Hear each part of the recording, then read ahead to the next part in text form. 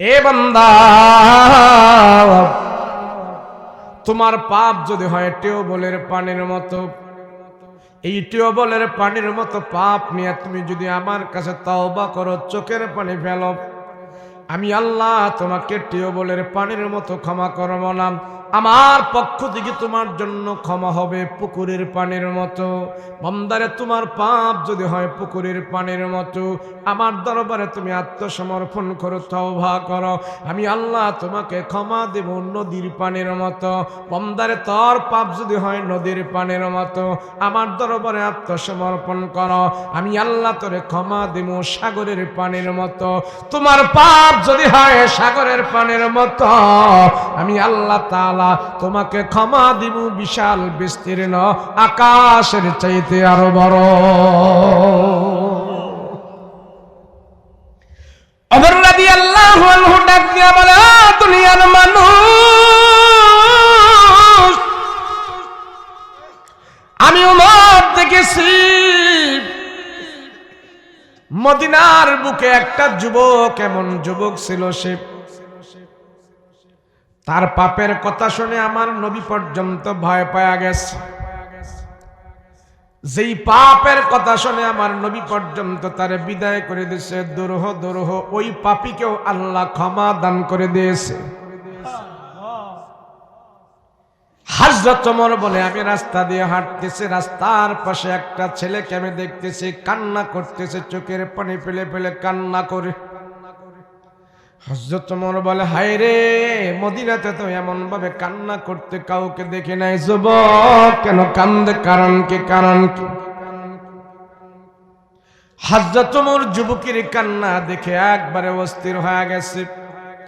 ওমর বলে, সুদর্শন চেহারাওয়ালা একটা যুবক কান্না করতেছে, তার চোখের পানি দেখে আমি ওমর সহ্য করতে পারি নাই। হযরত ওমর বলে, যুবকের কান্নার কারণে আমার ওমরের কঠিন দিলটা একবারে মোমের মতো নরম হয়ে গেছে।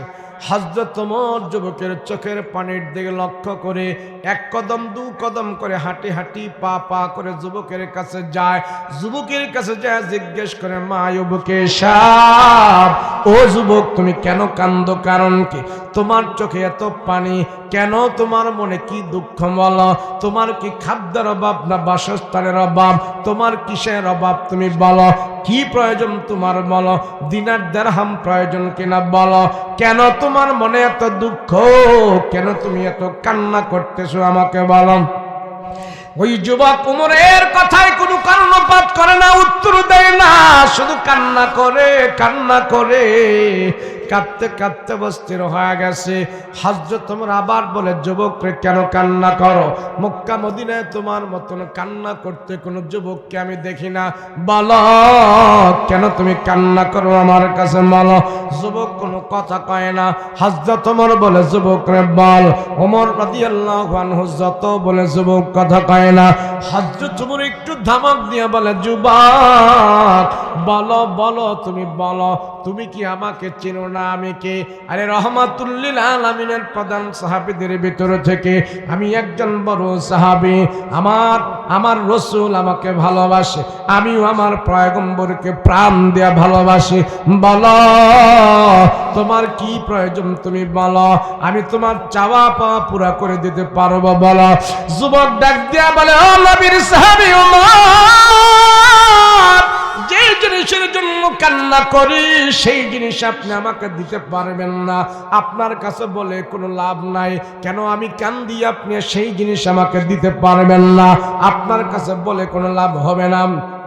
হযরত ওমর বলে, দিতে পারি আর না পারে তুমি আমার কাছে বলো, কেন তুমি কান্না করো বলো, কারণটা কি? যুবক ডাক দিয়া ওমর গো, আমি কান্না করি একটা মস্ত বড় গুনাহ করেছি, অপরাধ করেছি, বলেন আপনি আমার গুনাহ খাতা ক্ষমা করতে পারবেন কিনা? হযরত ওমর একবারে চুপ হয়ে গেছে, লাজবাব হয়ে গেছে। না না না, আমি ওমর যত বড় দামি হই না কেন, আমি তো কোনো মানুষের পাপ ক্ষমা করতে করতে পারবো না। হযরত ওমর যুবককে ডাক দিয়ে বলে, যুবক, আমি তোমার গুনাহ ক্ষমা করতে পারবো না, তবে আমার কাছে একটা বুদ্ধি আছে, তোমারে পরামর্শ দিতে চাই।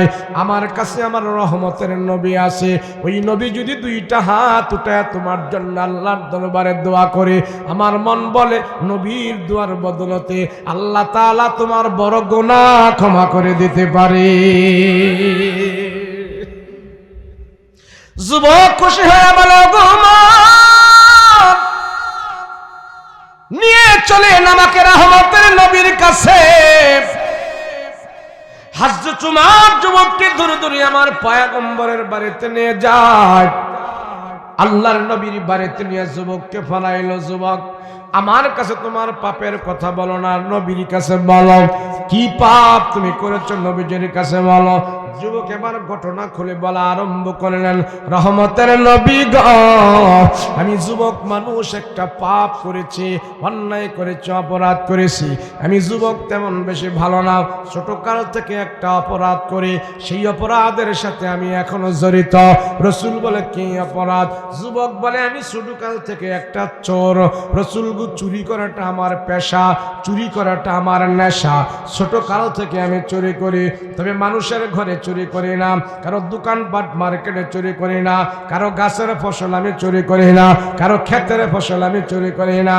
ওই যে মদিনার গুরুস্থান দেখতেছেন, ওই গুরুস্থানের ভিতরে যত নতুন নতুন মাইয়িতকে দাফন করা হয়, রাতের বেলা যায় আমি কবরের মাটিগুলো সরায়া, ঢালপালাগুলো সরায়া, কবরের ভিতর থেকে মাইয়িতের কাফনের কাপড়গুলো চুরি করে আমি নিয়ে আসি। ওই কাপড়গুলো আমি সকালবেলা বাজারে যায় বিক্রি করে ওই টাকা দিয়ে আমার সংসার আমি চালাই। রাসূল গো, আমি একটা কাফন চোর।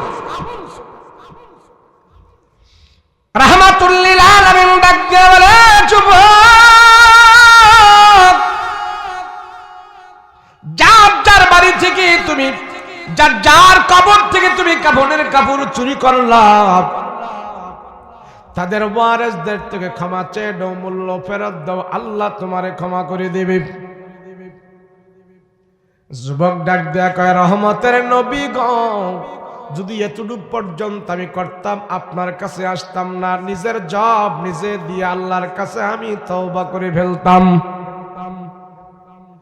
ও পয়গম্বর, ওই কাফনের কাপড় চুরি করতে যে মস্ত বড় একটা গুনাহ করে ফেলেছে, সেই গুনার জন্য আমি আজকে কয়েকদিন ধরে শুধু কান্না করতেছি, রাস্তার পাশে দাঁড়িয়ে দাঁড়িয়ে কান্না করতেছে। আপনার ওমর আমাকে আপনার কাছে নিয়ে আসছে, নবী গো, একটু আমার জন্য কোনো কিছু করেন। আমার ঘুমে ধরে না, খাওয়া দাওয়া নাই, ঘুম নাই, নিদ্রা নাই, আরাম নাই, আয়েশ নাই। ও পয়গম্বর, আপনি আমার জন্য একটু দোয়া করেন। রাসূল বলে, তোমার ঘটনা তুমি খুলে বলো, দেখি তোমার জন্য কি করতে পারি। যুবক ডাক দিয়া বলে, ও রহমতের নবী, এই তো কিছুদিন আগে এই মদিনার সুন্দরী একজন রূপসী যুবতী মহিলা মারা গেছে, পরহেজগারিনী আল্লাহর বান্দি মারা গেছে। নবী গো, মহিলা মানুষ মারা যাওয়ার পর আমি খুব খুশি হইলাম। কাফনের কাপড় তারে বেশি করে দিয়ে কবরের ভিতরে রাখবে, আমার ইনকাম ভালো হবে। সেই জন্য তার আত্মীয় স্বজনেরা দিনের বেলা তার দাফন কাফন করে কবরের ভিতরে রেখে আসছে।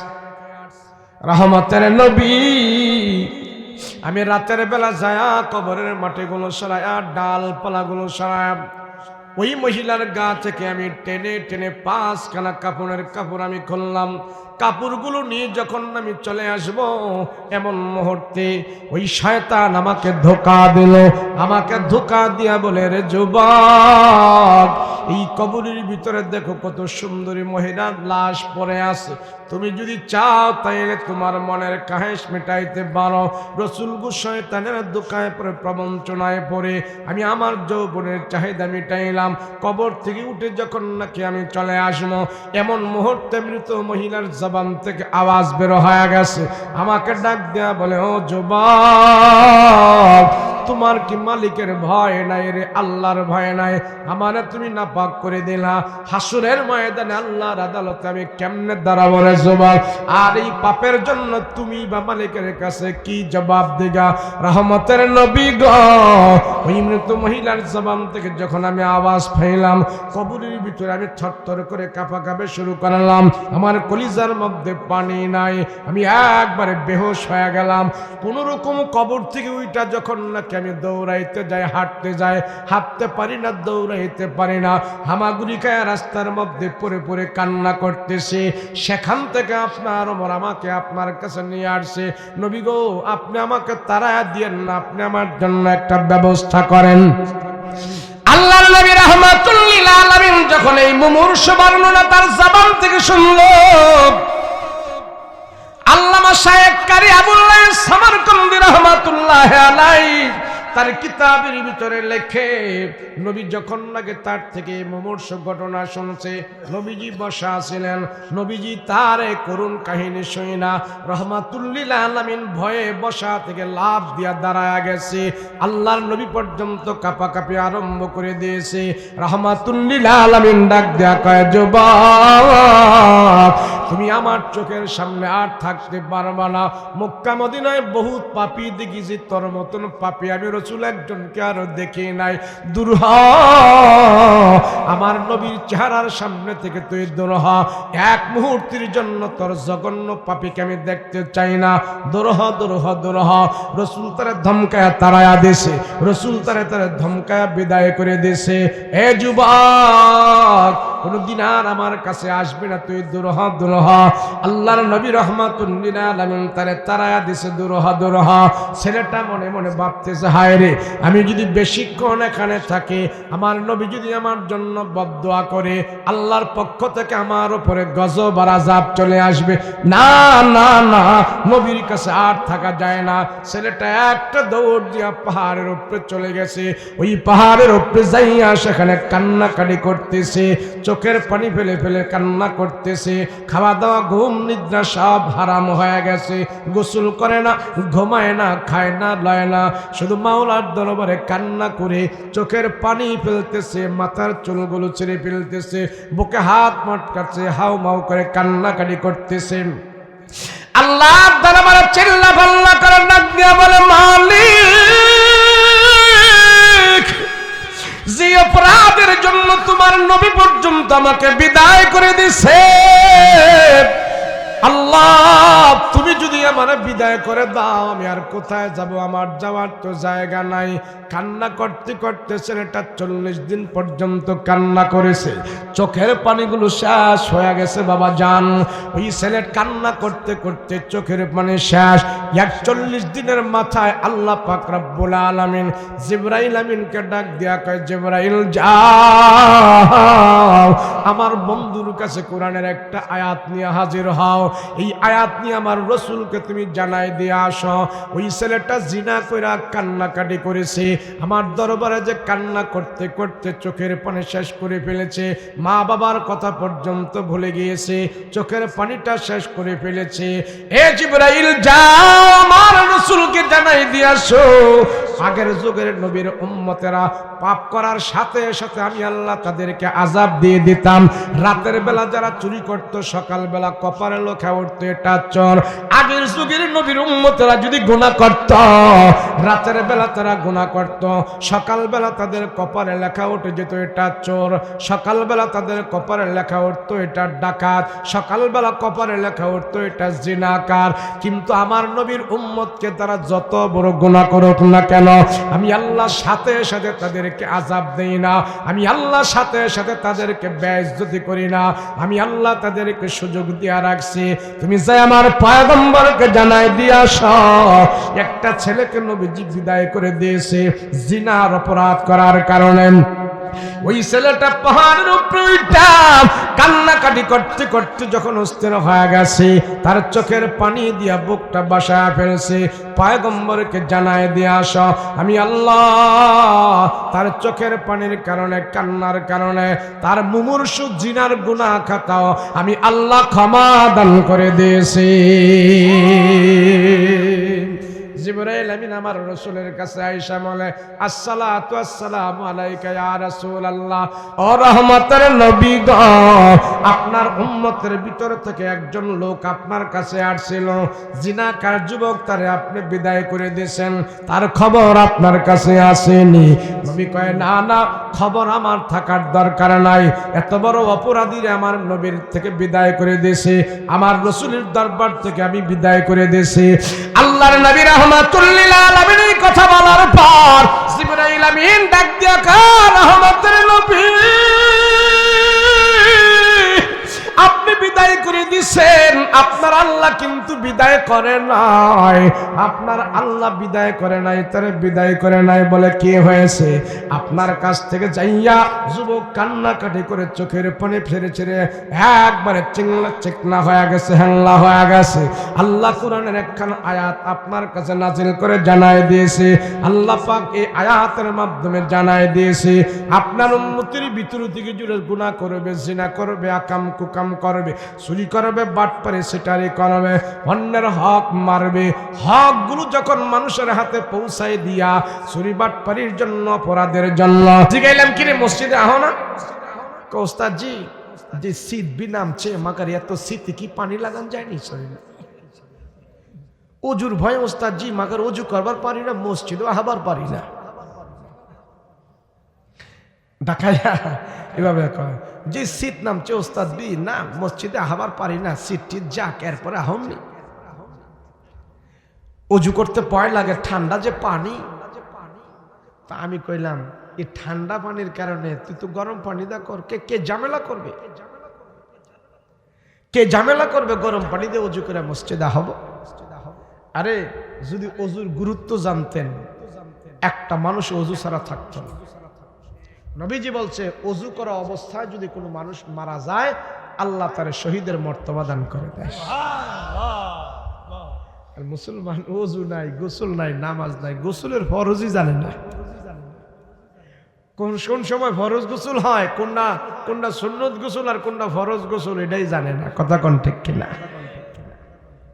বৈশাখ বেহেস্তে যাব, আমি গোসলই করতারি না, তুই না পাক বেহেস্তে কেমনে যাবি রে? বসে আছে বেহেস্তে যাব, নামাজ পড়া না তো একদিন বেহেস্ত নিব। আরে তোমার ইমান, তোমার আমল, তোমার যে ইমানে ঘর থেকে বের করে তোমাকে মসজিদে আনে না, আল্লাহর সাজদা দেয় না, যে ইমান ঘর থেকে মসজিদে আনে না, সেই ইমান তোরে জান্নাতে কেমনে নিব আমার তো বুঝে আসে না। এখন রাসূল বলছেন ওযু কর।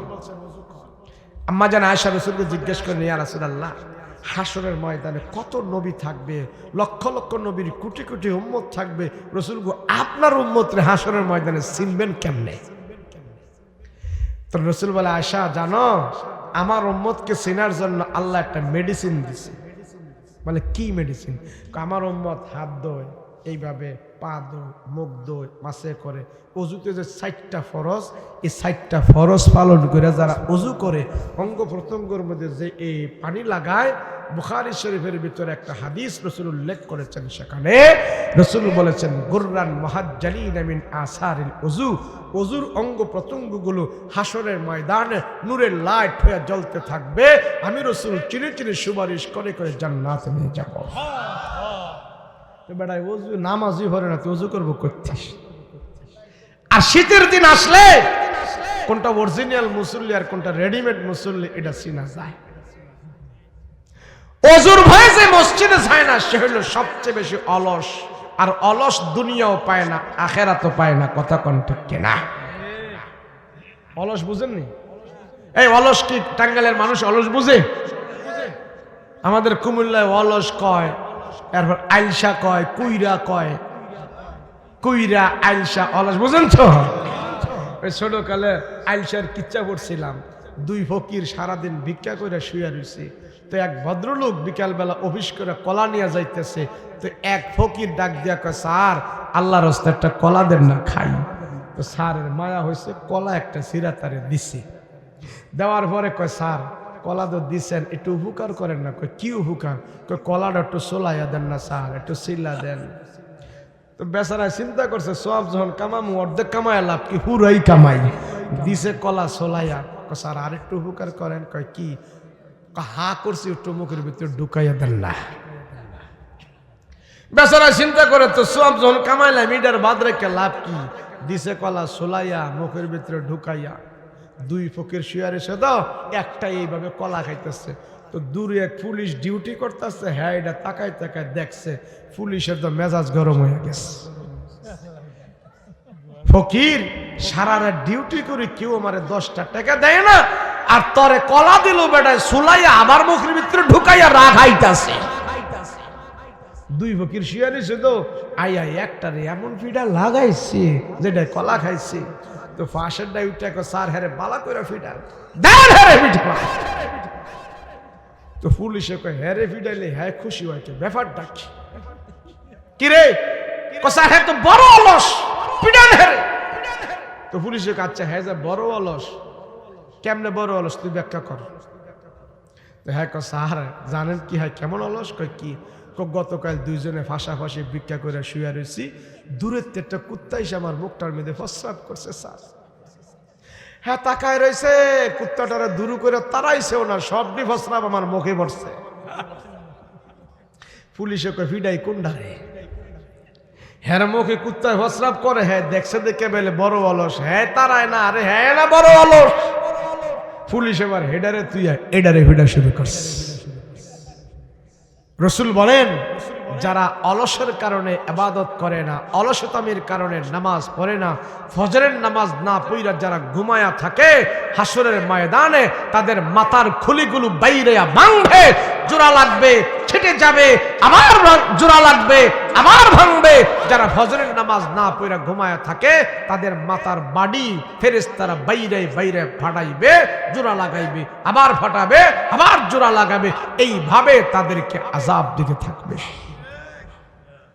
নবীজি বলেন ফজরের নামাজ পড়ে যখন তুমি মসজিদ থেকে বের হইলা তুমি জেনে রাখো নামাজ পড়ে বের হও নাই তুমি ইসলামের পতাকা নিয়ে বের হয়েছো রাসূল বলেন যারা দেখো মসজিদে বেশি আসা যাওয়া করতে তোমরা সাক্ষী দাও আমি রাসূল বলতেছি তার ঈমান আছে মুসলমানের ছেলে মসজিদের নামাজও যায় না মসজিদের সামনে হেডফোন লাগায় গান শুনে আর ডুলি আছে না না মসজিদের দরজায় বসে বসে ফুলাফান গান শুনে কত বড় জাহেল কবরস্থানের পাশে জোরে জোরে মোবাইল বাজায় গান গান বাদ্য শুনতেছে কোথায় গেছে আল্লাহ যে আমাদের ফাফের কারণে আল্লাহ যে উপর থেকে ফাত্তুর ফালায় আমাদেরকে মারে না এটা তো বেশি করতেছে ভালো হও পরিবর্তন হও শুধরাও আমার ছেলে আমার মেয়ে তারা যদি বেনামাজি হয় তারা যদি আল্লাহর নাফরমান হয় হাসরের ময়দানে আমারে আল্লাহ আটকাই দিবে এই তোমার ছেলের সব খবর রাখছো আমার আল্লাহকে মানে নাই ধর্মকর্ম করে নাই কোরআন পড়ে নাই আমার সাজদা দেয় নাই এই খবর কেন রাখলাম কথা বলেন ঠিক কিনা তুমি জানো না এই একটা ছেলে মেয়ে অনেক মহিলা বন্দা তার মেয়ে হয় না ছেলে হয় না কত কান্নাকাটি করতেছে কত বাবার কাছে যাইতেছে তাবিজের কাছে যাইতেছে কত কিছু করতেছে যে যা কয় তাই শুনে একটা বাচ্চার জন্য শেষ পর্যন্ত স্বামী বাধ্য হয়ে এই মহিলাটাকে তালাক দিয়ে দেয় বাচ্চা হয় না তারা রাখবো না আবার কত মহিলা দুশ্চরিত্র মহিলা আকাম কুকাম করে ফেলে বাচ্চা নিয়া এডারে পরে বস্তার ভিতরে ভাইন্দা ফাইরা পরে ডাস্টবিনে ফালাইয়া রাখে আছে না নাই ওমা তোমাকে আল্লাহ একটা সন্তান দিছে তোমাকে একটা ছেলে দিছে তোমাকে একটা মেয়ে দিছে তুমি জানো না একটা সন্তানের জন্য তোমার আরেক বোন কত কষ্ট করতেছে এই সন্তান যেন আল্লাহ তোমাকে দিছে এটা তোমার জন্য নেয়ামত কথা বলেন ঠিক কিনা এই সন্তান দিয়ে তুমি জান্নাতে যেতে পারবা এই সন্তানকে তুমি কোরআন শিখাও নামাজ শিখাও আল্লাহ রাসূল শিখাও তারে ফরজগুলো শিখাও আমার সন্তান যদি আমার কাছ থেকে আল্লাহর ফরজিয়াত না শিখে আমার কাছ থেকে যদি সে ফরজ না শিখে আল্লাহ না চিনে কবরে যায় আমার মা বাবা হাসরের ময়দানে জবাবদিহি করতে হবে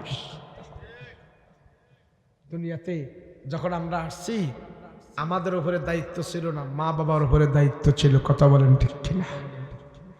কি দুনিয়াতে আমি আসার পর, আপনি আসার পর আমার আপনার দায়িত্ব ছিল মা বাবার উপরে। আমরা তো ছিলাম দুর্বল। কথা বলেন ঠিক কিনা? নাকি আপনি সবল ছিলেন? আপনি দুর্বল, আমি দুর্বল ছিলাম। দুর্বল থাকার পর মা বাবার উপরে দায়িত্ব হইল। সদ্য নবজাত যখন ভূমিষ্ঠ হয়েছে, ডান কানে আজান, বাম কানে একামত লাগিয়ে দাও। আর কিছুদিন যখন যায়, সন্তানের একটা ভালো নাম রেখে দাও। ভালো নাম কি? সেন্টু, মন্টু, এগুলি ভালো নাম। সাহাবীদের নামের সাথে মিলাই রাখো, আল্লাহর ওলিদের নামের সাথে মিলাই রাখো, বুজুর্গদের নামের সাথে মিলাই রাখো, আল্লাহ বরকত দিতেও পারে। যদি বলেন যে হুজুর নাম একটা রাখা তুলে দিতে চলে, এটা নিয়ে কত ওয়াজ করার লাগে, তা আমিও কই ভাই সাহেব, একটা রাখা তুলে যদি চলে তো রসগোল্লার নাম টাঙ্গাইলের সমসম আছে না, এই সমসম বাদ দিয়া ওন পায়খানা রাখা তুন দেহি কেডায় খায়? খাইব কেউ? তার নাম এটা বিশাল বড় সার্টিফিকেট। এই নাম ধরে আল্লাহ জান্নাতে যাওয়ার জন্য ডাক দিব। এই নাম রাখার দায়িত্ব কার? নাকি আপনারা কোন নাম আপনারা রাখছেন? কেউ আছে? কেউ? বাবা মা রাখছেন। নাম ভালো রাখতে হবে। মার চেষ্টা মুজাহিদার কারণে সন্তান আল্লাহর ওলি হয়, আর মার চেষ্টা মুজাহিদা না করার কারণে সন্তান সন্ত্রাসী হয়। বাস্তব একটা ঘটনা বলে আমি দোয়া করে দেব। বাইজিদ বোস্তামির নাম আপনারা শুনছেন? চারো মাযহাব আছে, আরো চারো মাযহাবের যত আলেম আছে, যারা ওনার সম্পর্কে জানে, জীবনে পড়েছে, সবাই জানে উনি একজন আল্লাহর ওলি। বাইজিদ বোস্তামি কি আল্লাহর ওলি? এই বাইজিদ বোস্তামির জামানায় আরেকটা লোক ছিল, নাম ছিল তার হারুন। নাম কি? হারুন। ভাই লাইভ দিছেন তো, আল্লাহ বন্ধ করে দেন, দরকার নাই আর দেন, এত লাগে না। এটা আপনি তো আমার যন্ত্রণা বুঝতেন না, বুঝছেন না, আমি বুঝি। দিছেন আলহামদুলিল্লাহ, হয়েছে। আমরা কাউকে দেই নাই, আপনি মুরব্বী মানুষ, বড় ভাই বলছেন আপনারা দিছি। অন্যান্য মাহফিলে আমরা দেই না, অপরিচিত লোক দেই না। এটা তো আর ওনার কাছে না, এটা লাইভ দিছে তো কই কই চইলা গেছে, আমাদের হাতে আর নাই। বুঝেন না? কার সিট কইরা এটা হেডা কইরা বক্তারে বাস দেওয়ার জন্য এক লাইভই যথেষ্ট। আমরা খুব বিপদে আছি বর্তমানে। আমরা কি আছি? বিপদে। কইলে মায়ের খায়, না কইলে বাপে হারাম খায়, এই অবস্থায় আছি। কইলে মায়ের খায়, না কইলে বাপে হারাম খায়, আমরা আছি এই অবস্থা। খুব নাজুক পরিস্থিতি, কিন্তু আলহামদুলিল্লাহ অনেক জায়গায় আবার ভালো। আপনাদের টাঙ্গাইলের অবস্থা ভালো, আল্লাহ কবুল করেন বলেন আমিন। বাইজিদ বুস্তামি আল্লাহর একজন ওলি নিঃসন্দেহ। তো বাইজিদ বুস্তামির জামানায় আল্লাহর এক নাফরমান ছিল, নাম হলো হারুন। নাম কি? সবাই বলেন নাম কি? তা হারুন হজ করতে গেছে, বাইজিদ বুস্তামিও গেছে। বাইজিদ বুস্তামি হজ করার পর, হজের কাজগুলো সম্পাদন করার পর, খানায় কাবার পাশি আল্লাহর দরবারে হাত উঠেছে। আল্লাহর দরবারে হাত উঠায় ডাক দিয়া কয়, আল্লাহ, কয়জন হাজির হজ আপনি কবুল করছেন একটু আমারে জানাই দেন না। আল্লাহ গো, কতজন হাজি আইছে আর কার কার হজ কবুল করছেন আমারে জানান। তো এই দোয়া করতে করতে বাইজিদ বুস্তামি হাতিমে কাবার উপরে ঘুমায় গেছে। তো রাতের বেলা আল্লাহ ঘুম থেকে তার স্বপ্নে দেখাইতেছে, বাইজিদ, যত হাজি আসছে সব হাজির হজ আমি আল্লাহ কবুল করছি, একজন হাজির হজ আমি আল্লাহ কবুল করি না। তুমি সেই হাজিরে মক্কায় পাইবা না, এটা ওই সাফা মারোয়া পাহাড়ে পাইবা। যায়া দেখো হাজিরা ওখানে কান্নাকানি করতেছে। শুধু এতটুক বলার পর বাইজিদ বুস্তামির ঘুম ভাঙা গেছে। হাই হাই কি দেখলাম, হাই হাই কি দেখলাম। বাইজিদ বুস্তামি রাহমাতুল্লাহ আলাইহি ঘুম থেকে জাগ্রত হইয়া খানায় কাবা থেকে একটা দৌড় দিছে, সাফা মারওয়া পাহাড়ে চলে গেছে। ওখানে যায় ঘুরতেছি আর খুঁজতেছি, তুই কেমন হাজিরি, তোর হজ আল্লাহ কবুল করে নাই, তুই কেমন হাজিরি। খোঁজে খোঁজে বের করলো, দেখতেছে একটা হাজি সেখানে হাউ মাউ করে কান্নাকাটি করতেছে, মাথার চুলগুলো ছিঁড়ে ফেলতেছে, বুকে হাত মারতেছে আর আল্লাহকে ডাক দিয়া কয়, আল্লাহ তুমি আমারে মাফ করে দাও, মাফ করে দাও, মাফ করে দাও, মাফ করে দাও। ভাই যদি বসতামে টাকা দেখে লোকটা এক হাত দিয়ে আল্লাহর দরবারে দোয়া করে, আরেকটা হাত তার নাই। আশ্চর্য হয়ে গেল বাইজিদ, আশ্চর্য হয়ে গেল, আয় আল্লাহ মানুষ দুই হাত দিয়া তোমার দরবারে দোয়া করে, এই হাজি এক হাত দিয়া দোয়া করে কারণ কি? বাইজিদ বুস্তামি তার মাথার পিছনে দাঁড়িয়ে আছি, দীর্ঘক্ষণ পর্যন্ত দোয়া করার পর বাইজিদ বুস্তামি তার মাথার মধ্যে হাত রাখছে। ভাইরে অনেকক্ষণ পর্যন্ত তোর দোয়াগুলো শুনলাম, তোর পিছনে দাঁড়িয়ে দাঁড়িয়ে। লোকটা ঘাড় ঘুরা দেখে জামানার সবচেয়ে বড় ওলি তার পিছনে দাঁড়ায়া রয়েছে। জিজ্ঞেস করে, ভাইজি তুমি আমারে চিনো না? আমি কিন্তু তোমারে চিনি, তুমি একজন আল্লাহর ওলি। কেন এখানে আসছো বলো, কেন এখানে আসছো? আমারে ছাড়া তো কোনো মানুষই পাহাড়ে নাই, তুমি কেন আসলা, কারণ কি? ভাই যদি বুঝতামি ডাক দিয়া বলে, ভাই রে তার নাম কি? আমার নাম হইল হারুন। হারুন তুই এখানে কান্না করো কারণ কি? কয় কান্দি আমার জন্য, আমি কান্দি। ভাই যদি বুঝতামি কয় কান্না করো বুঝলাম, তবে তুমি এক হাত দিয়ে আল্লাহর দরবারে দোয়া করো কারণ কি? তোমার আরেকটা হাত কো? চাদরটা আগলায় দেখে, বা যদি বুঝতামি চাদর আগলায় দেখে এখান থেকে তার হাতটা কর্তন করা হাত নাই। জিজ্ঞেস করে, হারুন তোমার হাত কি মায়ের পেট থেকে আসে নাই, না দুনিয়াতে কোনো দুর্ঘটনা হয়েছে? ওই হারুন নামক ব্যক্তি ডাক দিয়া কয়, বাইজিদ গো আমার হাতটা যে দেখতেছো, সুন্দর দুইটা হাত আমার ছিল, কিন্তু আমার হাতটা আমি নিজে নিজে কাইটা কোবায়া কোবায়া আলাদা করে ফেলে দিয়েছি। ভাই যদি বুঝতামি চমকে গেল, ব্যাপার কি, ব্যাপার কি? নিজের হাত তুই নিজে কেন কেটে ফেললি, কারণ কি? লোকটা ডাক দিয়া কয়, বাইজিদ তোমার মা তোমার আল্লাহ রাসূল শিখাইছে, নামাজ রোজা শিখাইছে। বাইজিদ গো তোমার মা তোমারে গোসল করা শিখাইছে, সুন্নাত শিখাইছে, আমল শিখাইছে। আমার মা আমার ব্যাপারে এত যত্ন করে না, এত খবর নেয় নাই। মা মায়ের মতো চলছে, আমি আমার মতো চলছি। আমার মা আমার ওযু গোসল শিখায় নাই, নামাজ রোজা শিখায় নাই। সেই জন্য আমি পাড়া মহল্লার 2 নম্বর ছেলেদের সাথে চলাফেরা করেছি, নেশাখোর গাঞ্জাখোরদের সাথে থেকে থেকে আমি চলাফেরা করেছি। আমি বিড়ি খাইছি, সিগারেট খাইছি, নেশা খাইছি। আমি একদিন নেশা কইরা বাড়িতে আসছি, বাড়িতে এসে মাতলামি করিয়া আমার মার উপরে আমি আক্রমণ করেছি। মার উপরে আক্রমণ করলে কি পাপ হয়, কি শাস্তি হয় তখন আমি জানি নাই। আমার আঘাতের কারণে আমার মা দুনিয়ার জমিন থেকে বিদায় হয়ে গেছে, তখন আমি তেমন কিছু বুঝি নাই। এ বাইজিদ এখন বড় হয়েছি, আমি যখন হজে আসছি, হজে আসার আগে আমার মার অত্যাচারের কথা আমার মনে হয়ে গেছে। বুক ফাটা কান্না করতে করতে আমি হজে আসছি। হজে আসার আগে আমি মনে মনে ভাবলাম যে হাত দিয়ে আমার মারে আমি আঘাত করেছি, ওই অপরাধের হাত নিয়ে আমি আল্লাহর খানায় কাবায় যাব না।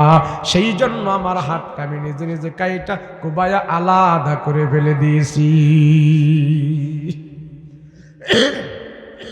দেখো রে বাইজিদ, আমার একটা হাত নাই, একটা পা নাই, এই পা দিয়ে আমার মারে আমি আক্রমণ করেছিলাম, এই হাত দিয়ে আমার মারে আমি আক্রমণ করেছিলাম, সেই জন্য আমার হাত পা কাইটা আমি পবিত্র হইয়া আল্লাহর খানায় কাবায় আসছি।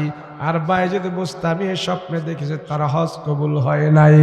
এবার বায়েজিদ বুস্তামি তার জন্য মায়া হয়ে গেছি, আল্লাহর দরবারে হাত উঠায় ডাক দেয়া, আল্লাহ তোমার বান্দা অপরাধ জানিয়া হাত কাইটা পালাইল, তোমার বান্দা অপরাধ জানিয়া পা কাইটা পালাইল, তার মার সাথে অপরাধ করেছে, সে এখন বুঝতে পেরেছে, আল্লাহ তারে মাফ করে দাও, মাফ করে দাও। আল্লাহ ডাক দেয়া কয়, বায়েজিদ সাবধান। বায়েজিদ বুস্তামির কাছে ইলহাম চলে আসলো, বায়েজিদ রে তার জন্য তুমি দোয়া করবা না, আমি আল্লাহ তারে ক্ষমা করব না, যতক্ষণ পর্যন্ত তার গর্ভধারিণী মা তারে ক্ষমা না করবে আমি আল্লাহ তার কোনো আমল কবুল করব না। সাবধান, তার জন্য দোয়া চলবে। বুঝে থাকলে বলেন, এই লোকটার দোয়া কবুল হয় নাই তার মার কারণে, কথা কন্টেক্ট কিনা? তার মা তারে নামাজ শিখায় নাই, ওযু শিখায় নাই, গোসল শিখায় নাই। দেখেন না আমার মায়েরা রাতের বেলা মোবাইল নিয়ে এখন সারা রাত জাগতে থাকে আর পর পুরুষের সাথে কথা বলতে থাকে, কথা কোন ঠিক কিনা? তো ওনার ফ্যাটের ভিতরে তো এমনটাই বাড়িব, বালা বাড়িব করছে। কিছু কিছু স্বামী আছে, কিছু কিছু স্বামী আছে বউ বাড়িতে রেখে বিদেশ গিয়েছে, সেখানে হাড় ভাঙা পরিশ্রম করে বাড়িতে টাকা পাঠাচ্ছে, আর এই টাকা দিয়া আমার মায়ের জাতিরা টাঙ্গাইল শহরে গিয়া মস্তানি করতেছে, কতক্ষণ ঠিক কিনা? হায় রে মানুষ, যেই মহিলা স্বামীর মালের হেফাজত করবে না, স্বামীর গচ্ছিত সম্পদ থেকে স্বামীর অগোচরে টাকা পয়সা নিয়ে খরচ করবে, মার বাড়িতে পাঠাবে, স্বামীর সম্পদ চুরি করে অন্য জায়গায় নিবে, স্বামীর থেকে মিথ্যা কথা বলে বলে টাকা পয়সা নিয়ে অন্য কাজ করবে, এই মহিলার ইবাদত বন্দেগী কবুল হবে না, কবুল হবে না। সমাজে কিছু খাটাস আছে, খাটাস বুঝেননি? খাটাস নিজের বউ ঘরে রাখিয়া পরের বউর কাছে পরকিয়া করে, এই রোগ এখন সমাজে বেশি হয়ে গেছে। আল্লাহ রহমত বরকত এমনি উঠাই নাই নাই, কিছু খবিশনিও আছে, কিছু খাটাসনিও আছে। জামাই রাইখা এই খাটাসনি পরের ফোলার কাছে ফোন লাগায়, আছে না? নাই, তুই মহিলা নয়, তুই দাজ্জাল। তার পেটের ভেতর থেকে ভালো সন্তানের আশা করা যায় না। মায়ের জাতি ভালো হও, বাইজিদ বুস্তামির মার মতো তুমি হও, তোমার পেটের ভিতরে আল্লাহ পাক আল্লাহর ওলি পয়দা করে দিবে। আমার মায়ের জাতি যারা আছে, আজকের মাহফিল থেকে শিক্ষা নিতে হবে, কোরআন তেলাওয়াত করতে হবে, নামাজ পড়ো। যদি মায়ের জাতি সব ভালো হয়ে যায়, পুরুষ জাতি খারাপ হওয়ার কোনো সুযোগ নেই। কেন? তাদের পেট থেকে তো আমরা দুনিয়াতে আসছি, কথা বলেন ঠিক কিনা? সেজন্য শেখ সাদি রহমাতুল্লাহ আলাই একটা ঘটনা বলছেন যে একজন নারী যদি খারাপ হয়ে যায় তো এই নারীটা সাপের চাইতেও আরো বেশি খারাপ হয়ে যায়। বলে হুজুর কেমনে? বলে একটা সাপে যদি আপনার দংশন করে, কামড় দেয়, আপনার ঈমান আর আমল যদি ভালো থাকে তো সাপের কামড়ে মৃত্যুবরণ করার পর আপনি আপনার আমল ভালো হওয়ার কারণে আপনি বেহেশতে চলে যাবেন, আপনার ঈমান তাজা হওয়ার কারণে আপনি বেহেশতে চলে যাবেন সাপে কামড় খাওয়ার পরেও। কিন্তু একজন নারীর ছবলে আপনি পড়েছেন, একজন নারীর ফাঁদে আপনি পড়েছেন, একজন নারীর অবৈধ নেশায় আপনি পড়েছেন। এই অবৈধ নেশা এখানেই তো হারাম, আবার তার সাথে যা করবেন তাও হারাম, দুনিয়াও বরবাদ, আখেরাতও বরবাদ, কথা কোন ঠিক কিনা? সেজন্য আমার মায়ের জাতিকে আল্লাহ যেন হেফাজত করে, বলেন আমিন। আল্লাহ যেন আমাদেরকে ক্ষমা করে, বলেন আমিন। আল্লাহ যেন মাহফিলকে কবুল করে, বলেন আমিন। রাত্র হয়ে গেছে, আমরা সবাই দোয়া করব, আল্লাহ যেন আমাদের সবাইকে কবুল করে, বলেন আমিন। এই মাহফিল যারা দিয়েছেন, আয়োজন করেছেন, আল্লাহ এই আয়োজন যেন নাজাতের উসিলা বানিয়ে দেয়, সকলে বলুন আল্লাহুম্মা আমিন। জি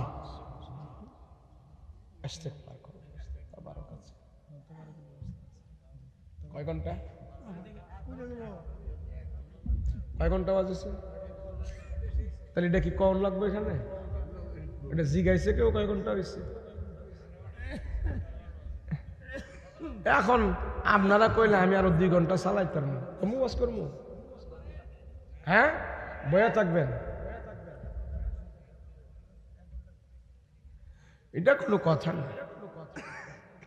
এখন আমরা যদি করবেন হুজুর আঙ্গ ভ্যাট পড়ছে না, সারা রাত ওয়াজ করে ভ্যাট ভরান যাইত না। আমার কথা হলো এখান থেকে কোন কোন কথাগুলো আমলের কথা বলছি আপনি একটু দেখেন, আপনি শোনেন না। প্রত্যেক দিন আমাদের এই সার্ভিস, খোদার দিন 30 দিন, 6 মাস। কয় মাস? 6 মাস। আপনি যদি বলেন যে হুজুর আরো করেন, আমার তো এটা বডি, কাঠ বডি না তো, এটা আপনাদের মতো একটা শরীর বডি। এই ভাইয়ের কয়েক ঘন্টা ওয়াজ হচ্ছে, মানে বুঝতে পারছি ভাইয়ের আরো শুনতে মন চাইতেছে। মাশাআল্লাহ, ভালো লাগলে হবে না, দোয়া করতে হবে, আমল করতে হবে। কথা কোন ঠিক কিনা? 11টার আগে ওই ইয়া দেয় না, কি দেয় না, যে গ্যাস দেয় না, বুঝছেননি? গ্যাস শেষ হয়ে গেছে, খুব বলা যে গাড়ি বন্ধ হয়ে জায়গা, গাড়ি বন্ধ হয়ে গেল, আইতে পারলাম না। পরে কোন রকম টিয়া করে আর পরে একটা ব্যবস্থা করে তো আইসি। রাস্তাঘাটে চলাফেরা, রানিং করা, সফর না করলে আপনি বুঝবেন না সফর যে কি কষ্ট। রসুল বলছেন আস-সফরু কিতাআতুম মিনান নার, সফর করাটা এত কষ্ট, এটা জাহান্নামের একটা অংশ, টুকরো। আমাদের হুজুরদেরকে মানে বক্তাদেরকে যে আল্লাহ পাক এই সার্ভিস দিতেছে, টিকাই রয়েছে, আমি মনে করি এটা বিশেষ রহমত না থাকলে সম্ভব না, সম্ভব না। এরপরেও অনেক বক্তা অনেক আসতে পারে না। এই যে রাতের বেলা গাড়ি, প্রতিদিন রাত্রে গাড়ি দৌড়ানো, কোন সময় যে ট্রাকের ভিতরে হান্দায় যায়, ফুক করে গাতার জায়গা জান্ডা খালি থাপড় থুপুর করে। দোয়া দুরুজ পইরা টেরা বের হই, আল্লাহ হেফাজত কইরো, আল্লাহ হেফাজত কইরো। এরপরে বাসায় যায় ফিরতে পারলে না, বাচ্চা কাচ্চারা মুখ দেখবো, নাচে তো শহীদ হয়ে যামুগা। সব চিন্তা ভাবনা করেই চলতে হয়। কিন্তু আলহামদুলিল্লাহ, ওয়াজ বেশি হোক কম হোক, আমি তো দেখতেছি প্রায় 1.5 ঘন্টার মতোই হয়ে গেছে। এরপরে দোয়া আছে, আর কিছু আসেনি, তাবারক আসেনি, চলে আর বেশি ওয়াজ করলে না তাবারক ঠান্ডা হয়ে যাবো। যাই হোক, আল্লাহ কবুল করেন, বলেন আমিন। সবাই আমরা ইস্তেগফার পড়ব, দুরূদ শরীফ পড়ব।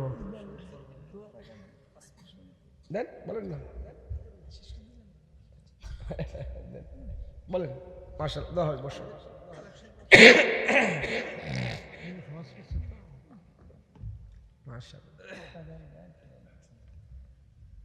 আসসালামু আলাইকুম। প্রিয় উপস্থিতি, আপনারা দীর্ঘক্ষণ আমাদের ঐতিহ্যবাহী করিমগঞ্জের পুরাতন জামে মসজিদের উদ্যোগে আজকের এই মাহফিল শুনতেছেন, বসে আছেন। এর জন্য আমাদের মাহফিল পরিচালনা কমিটির পক্ষ থেকে, এই মসজিদের পরিচালনা কমিটির পক্ষ থেকে আপনাদেরকে অনেক ধন্যবাদ এবং অভিনন্দন। আমরা এই পুরাতন জামে মসজিদ, এই মসজিদের থেকে বার্ষিক মাহফিল করে থাকি, আপনারা জানেন। কিন্তু আমাদের এই মাহফিলের দিন আমাদের কোনো কালেকশন হয় না, এটাও জানেন।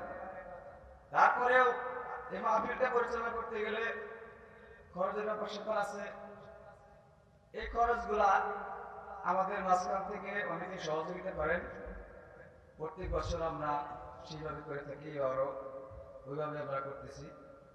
সেই সহযোগিতাগুলো যারা করেছেন তাদের একটু নামগুলো বলতে হয়। প্রত্যেক বছর যেভাবে বলি এভাবে ইনশাআল্লাহ 10টা মিনিট সময় নেব আপনাদের কাছ থেকে, বেশি কষ্ট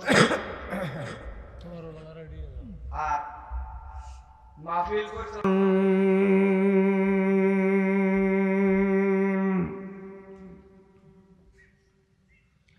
يا أيها الذين آمنوا اذكروا الله آمنوا اذكروا الله ذكرا كثيرا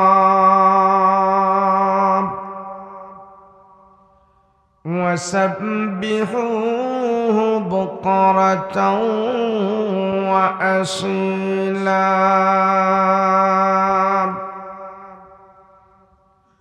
وقال الله تعالى عز وجل: يا أيها الناس إنا خلقناكم من ذكر وأنثى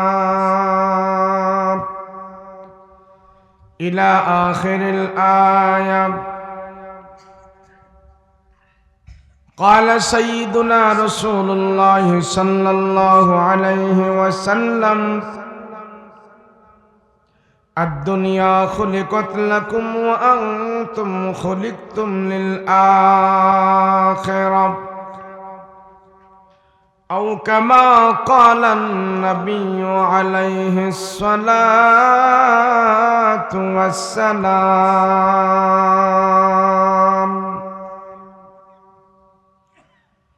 وقال تعالى في شان حبيبه ومحبوبه: وما أرسلناك إلا رحمة للعالمين. صلى الله على سيدنا ومولانا محمد وعلى آله وأصحابه أجمعين.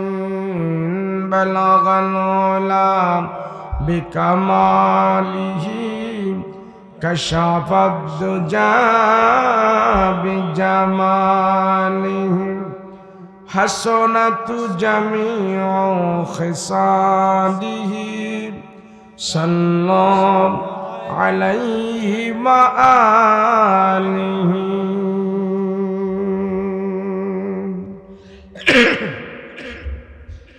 নবী নবী বানে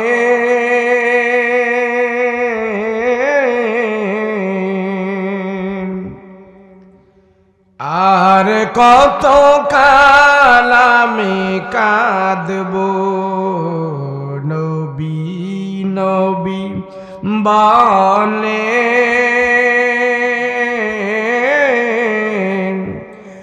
আর কত কাল আমি কাঁদব।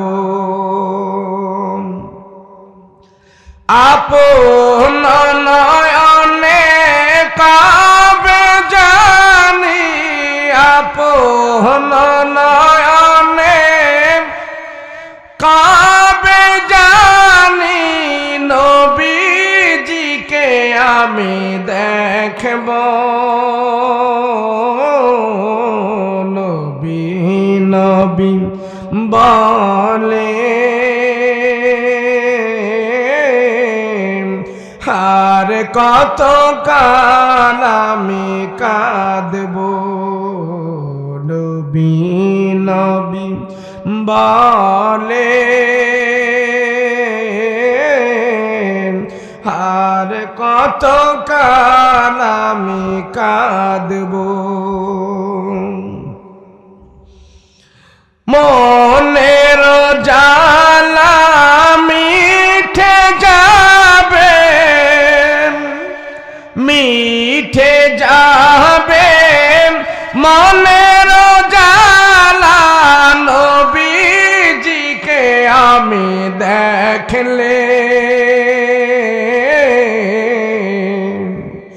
নবী নবী বলে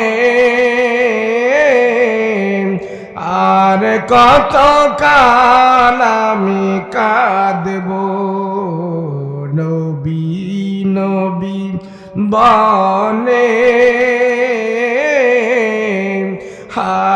কত কাল আমি কাঁদব। আলহামদুলিল্লাহ।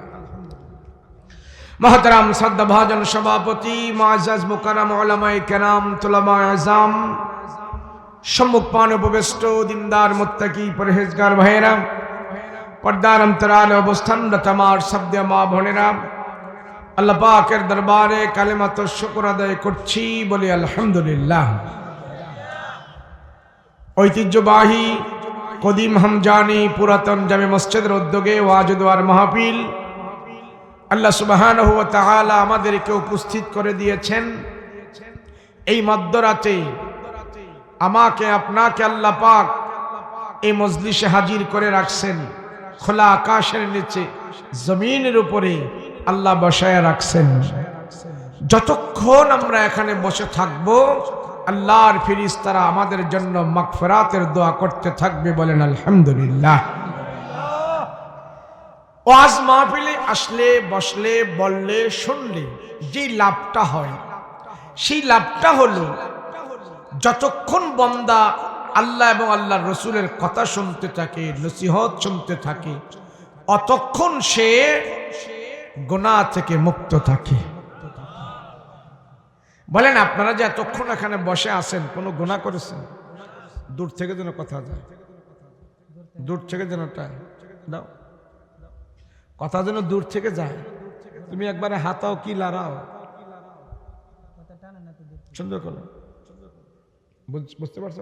করছো? এখান থেকে যেন কথা জানবে না কেন? হ্যাঁ, এটুকু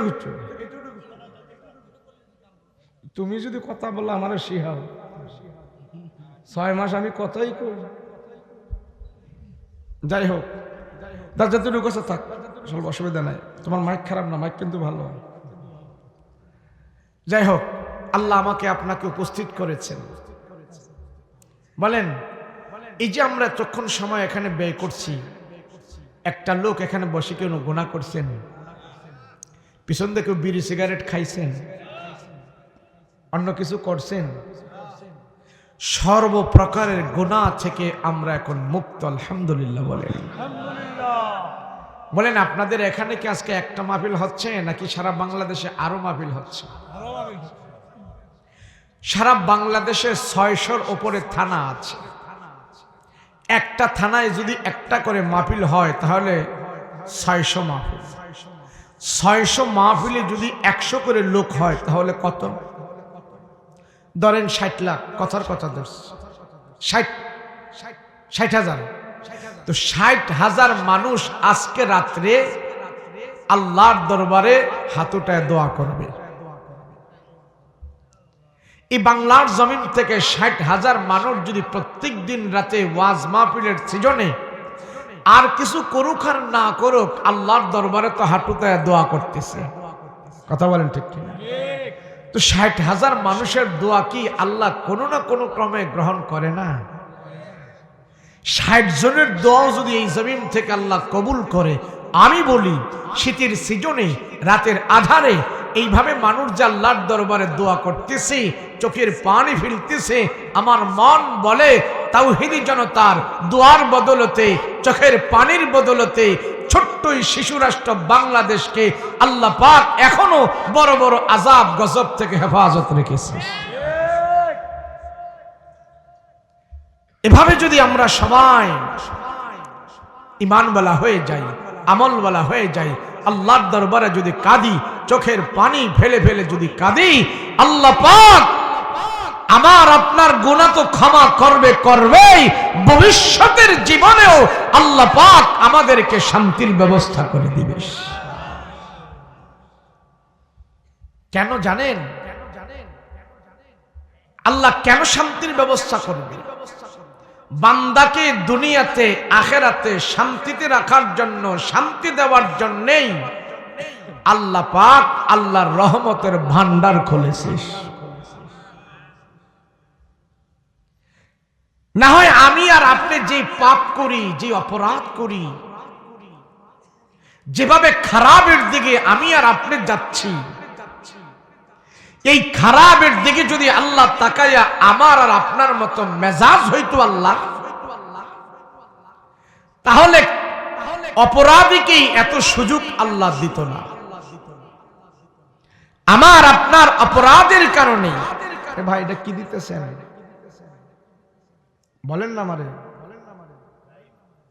এটা তো মানে দেওয়াটা এটা ভালো মনে করি না, লাইভ দেওয়াটা যাক বিদেশে, কিন্তু আমার কথাটা আর আমার কাছে থাকলো না, আপনার কাছে বন্দী হইয়া গেল, বুঝছেন নি? না শুনবে, নির্দিষ্ট একটা মিডিয়া আছে, হ্যাঁ যদি বাটপারি টাটপারি করে হ্যাঁ আমি ধরতে পারবো, তাই? আচ্ছা ঠিক আছে। কেন বিশেষটা হলো কি জানেননি, এখন তো বক্তাদের কথা টথা বলতে অনেক হুশ করে বলতে হয়। কেন কথা এখন অবস্থাটা এমন হয়ে গেছে, বক্তায় যদি ওয়াজ করে 6, মিডিয়াওয়ালা রাইডারে তালে গোলে বানাইলায় 9, বক্তায় যদি ওয়াজ করে গেছে 9, হিডারে কারসিট করে হেরা বানাইলেছে 6। আপনারা বলতেছেন না না না না না,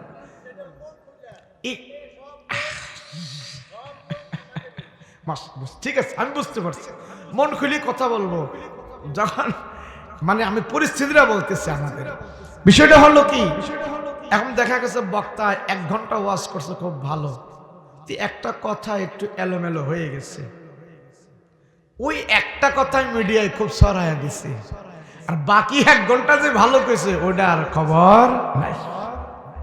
এজন্য এখন বক্তাদের জন্য একটু কি পরিস্থিতিটা ঘোলাটে হয়ে গেছে।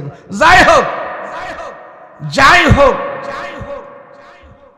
আল্লাহ যতদিন আমাদেরকে বাঁচায় রাখবেন, কেউ না কেউ ধর্মের কথা, ইসলামের কথা বলবেই বলবে। 100 জনের মুখ যদি বন্ধ করে রাখা হয়, আল্লাহ পাক ইমানের কথা, আমলের কথা বলার জন্য আল্লাহ আবার নতুন করে বেঈমানকে, কাফেরকে মুসলমান বানায়া হলেও এই জমিনে আল্লাহ কোরআনের কথা বলাইবে। কোরআনের একটা আয়াত আছে, ওয়াইন তাতাওয়াল্লাউ ইস্তাবদিল কওমান গায়রাকুম সুম্মা লা ইয়াকুনু আমসালাকুম। এই আয়াতটার অর্থ হইল, মুসলমান তোমরা যদি আল্লাহকে না ডাকো, ইমানদার তোমরা যদি আল্লাহকে না মানো, আল্লাহর পছন্দের মানুষ তোমরা যদি আল্লাহকে স্মরণ না করো, আল্লাহ পাক এই জমিনে বেঈমান কাফের মুশরিকদেরকে ইমানদার বানায়া, মুসলমান বানায়া, তাদের মুখ থেকে কালেমা উচ্চারণ করে তাদের দ্বারা এই জমিনে আল্লাহর কাজগুলো আল্লাহ আদায় করে নেবে।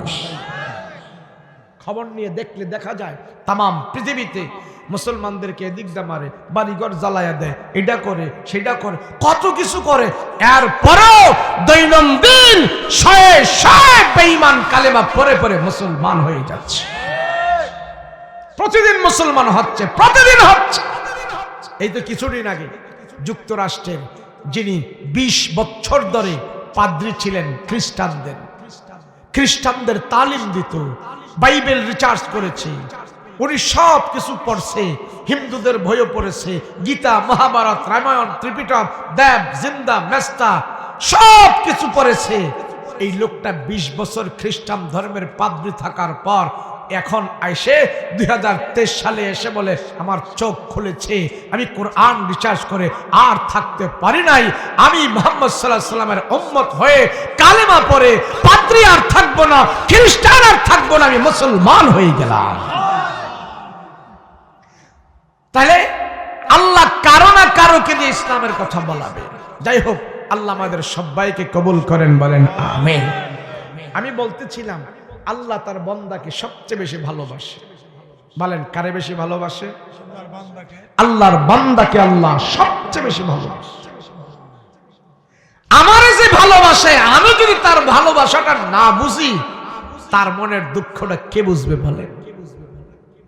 আল্লাহকে বান্দা জানো, আমি তোমাকে এত ভালোবাসার কারণে, তোমাকে এত মহব্বত করার কারণে তুমি মাঝে মাঝে আযাব গজব পতিত হও, তুমি মাঝে মাঝে অনেক গুনাহ করে ফেলো, অপরাধ করে ফেলো, অন্যায় করে ফেলো, কিন্তু আমি আল্লাহ সাথে সাথে তোমার টিপে ধরি না, টুটি টিপে ধরি না, ঘাড় চাপা দিয়া ধরি না। কেন জানো?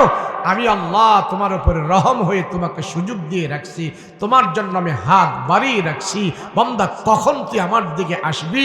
তুমি যদি 70 বছর পরেও আমার আল্লাহকে তুমি বুঝো, আমি 70 বছরের পরে যেও তোমাকে গ্রহণ করে, তোমাকে মহব্বত করে, তোমার চোখের পানি দেখে, তোমার কান্না দেখে 70 বছরের গুনাহ পর্যন্ত আমি আল্লাহ ক্ষমা দান করে দেই। আল্লাহ বলে, বান্দা, আমি ছাড়া তোরে ক্ষমা করবে কি? করবে কি? তুমি ভুলে থাকতে পারো আমাকে, আমি ভুলে যেতে পারি না তোমাকে। কেন? আমি তো বানাইলাম তোমাকে। বলেন, বানানোওয়ালা কে? বানানোওয়ালা কে? মানুষ জানে না। আল্লাহ পাক বলে, বান্দা, তোমার অপরাধ যত বড় হোক, তুমি যদি বুঝতে পারো এটা তোমার অপরাধ, আমি আল্লাহ তোমার অপরাধ ক্ষমা করে দিব। আল্লাহ কয়, আমার 360টা মন্ত্রণালয় আছে। কয়টা? জোরে বলেন।